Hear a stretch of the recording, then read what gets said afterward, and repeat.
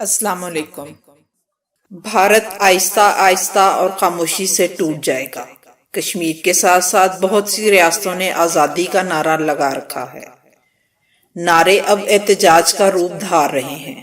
اگر یہ ہوا چل پڑی تو اس کو آندھی بننے میں دیر نہیں لگے گی۔ بڑے بزرگ کہتے ہیں کہ کچھ ہونے والا ہے۔ بھارت کی سرزمین صدیوں سے ٹکڑوں میں تقسیم ہو رہی ہے۔ یہ شاید نیچر ہے۔ یہاں بے تحاشا قومیں آباد ہیں۔ اتنی قوموں کو ہندوتوا کے ہوتے ہوئے ایک ساتھ پیار و محبت سے رکھنا آسان نہیں۔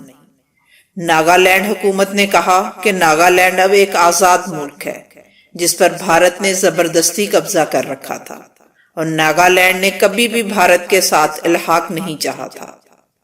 بھارت نے 1947 میں زبردستی ناگالینڈ پر قبضہ کر لیا تھا۔ گزشتہ 71 سالوں کے دوران آزادی اور اپنے حقوق کی خاطر جدوجہد کرنے والے ناگالینڈ کے ہزاروں لوگوں کو دہشت گرد بھارتی فوجیوں کی جانب سے قتل کیا جا چکا ہے۔ بھارت میں بہت سی جدوجہد آزادی کی تحریکیں چل رہی ہیں۔ ان میں سے ایک تحریک خالستان ہے۔ خالستان شمال مغربی بھارت میں ایک سیاسی تحریک ہے جو سکھ قومیت کی جانب سے چلائی جا رہی ہے، جس کا مقصد سکھوں کے لیے الگ وطن کا حصول ہے۔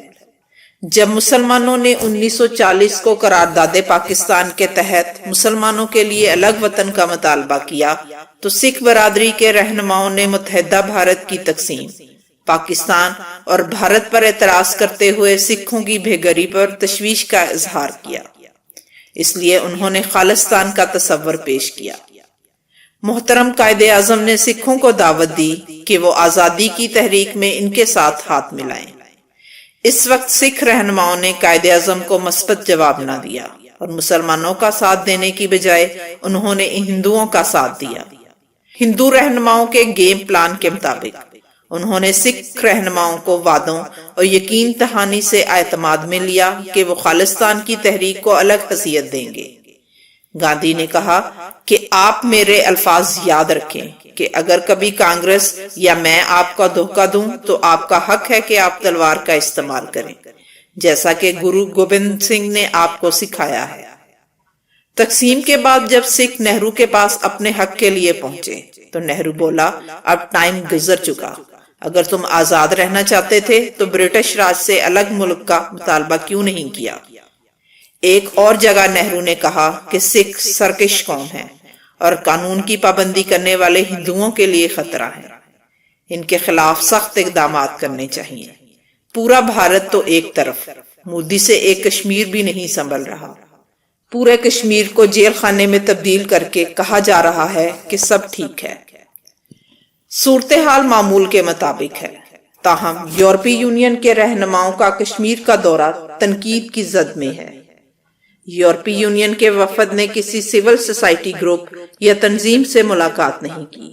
بھارتی رکن پارلیمنٹ نے من پسند یورپی وفد کے دورہ کشمیر کو مسترد کر دیا۔ مسلم رہنما اسد الدین اویسی نے کہا کہ اس دورے سے انسانی حقوق کی خلاف ورزیاں چھپانے میں مدد نہیں ملے گی۔ مقبوضہ کشمیر میں طویل ترین لاک ڈاؤن کے باعث وادی کے بازار اور مارکیٹیں بند ہیں۔ قابض انتظامیہ نے مقبوضہ کشمیر میں لوگوں کو چرار شریف کی درگاہ پر عبادت میں شرکت سے بھی روک دیا تھا۔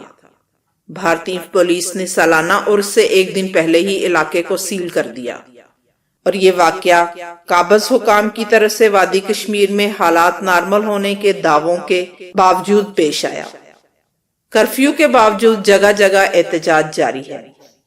کشمیر کو اپنا حصہ بنانے کے لیے بھارت کی ایک اور گھناؤنی سازش سامنے آ گئی ہے کہ مودی حکومت نے ضابطہ طور پر جموں و کشمیر کو الگ وفاقی یونٹ بنانے کا اعلان کر دیا۔ بھارت نے پابندیوں کے ساتھ ساتھ اضافی فوجی بھیج رکھے ہیں اور لیفٹیننٹ گورنرز کی تقرری عمل میں لائی گئی ہے۔ شرمناک بھارتی منصوبے کے تحت مقبوضہ جموں کشمیر اب ریاست نہیں رہا، یہ سرکاری طور پر 2 مرکزی خطوں میں تقسیم ہو گئی ہے۔ مقبوضہ جموں و کشمیر میں مرکز اور پولیس کا براہ راست کنٹرول ہوگا۔ یونین ٹیریٹری مرکزی حکومت کے براہ راست کنٹرول میں ہوگی، جو گورنر کے ذریعے خطے کا انتظام کرے گی۔ کئی محکموں کے نام تبدیل کرنے کے علاوہ اب سرکاری فائلوں میں بھی لفظ ریاست کا استعمال ختم ہو گیا۔ سرکاری محکموں کے ناموں میں بھی تبدیلی کر لی گئی ہے۔ مقبوضہ جموں و کشمیر ہائی کورٹ کے ایک سینئر وکیل نے کہا ہے، ریاست کے بہت سے قوانین بھی منسوخ ہو جائیں گے۔ مقبوضہ کشمیر میں نریندر مودی کی فرقہ پرست بھارتی حکومت نے جموں و کشمیر کو 2 یونین ٹیریٹریز میں تقسیم کرنے کے بعد مقبوضہ علاقے میں گجرات جیسے قتل عام کے منصوبے پر عمل درآمد کے لیے تمام تیاریاں مکمل کر لی ہیں۔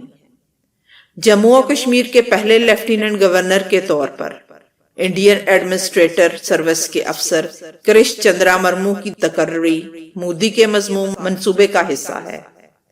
مرمو 2002 میں نریندر مودی کے گجرات کے وزیر اعلیٰ کے دور کے دوران ان کے پرنسپل سیکرٹری تھے، جب مسلمانوں کا بڑے پیمانے پر قتل عام کیا گیا تھا۔ اب انہیں واضح طور پر مقبوضہ کشمیر میں کشمیریوں کی نسل کشی کا ٹاسک دیا گیا ہے۔ وہ گجرات میں عشرت جہاں جعلی مقابلے میں بھی شامل تھے۔ سری نگر میں نریندر مودی، امیت شاہ اور جیت ڈوڈل نے مقبوضہ کشمیر میں قاتلوں کے اپنے گروہ میں گریش چندرا مرمو کی صورت میں ایک اور مجرم کا اضافہ کر دیا ہے۔ تاہم مرمو جیسے مجرموں کی جموں و کشمیر کے لیفٹیننٹ گورنر کے طور پر تقرری کشمیریوں کو آزادی کی اپنی جدوجہد جاری رکھنے سے نہیں روکا جا سکتا۔ چینی وزارت خارجہ چینگ شانگ نے کہا کہ ہم مذمت اور مخالفت کرتے ہیں۔ ہمارے کنٹرول کرنے والے لداخ کے علاقے کو مرکز کے تحت کرنا ایک چیلنج ہے۔ ادھر بھارتی وزارت خارجہ نے الزام لگایا کہ لداخ سمیت کشمیر کے بہت سے علاقوں میں چین نے غیر قانونی قبضہ کر رکھا ہے۔